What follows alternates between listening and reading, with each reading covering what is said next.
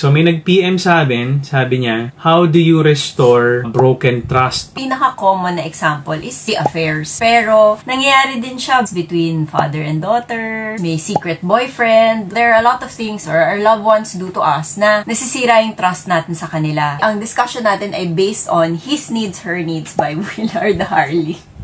Why are you biting?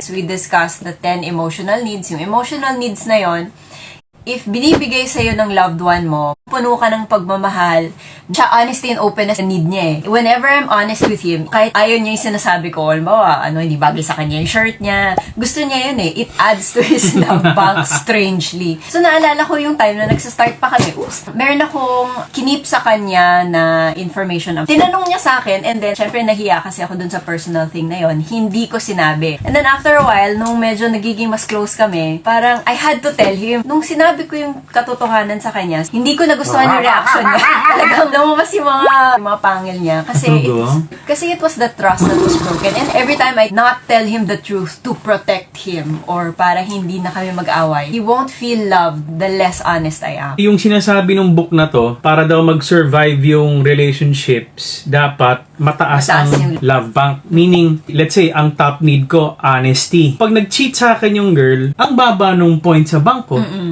So, lalo akong magiging critical. Sinasabi sa book, if you keep on depositing points dun sa love bank, or let's say, honesty, kailangan ko, nag-affair ka, lagi mo akong ina-update ngayon sa cellphone, Han, dito ako pupunta, ganyan. So, na-update ako ng honesty, may points yon. So, bumabalik yung points dun sa love bank. So, umu-okay yung relationship. This is RM, Relationship Matters. Your online ninong and ninang saying, wag Pera-pera lang ang pagkuha ng ninong at nina.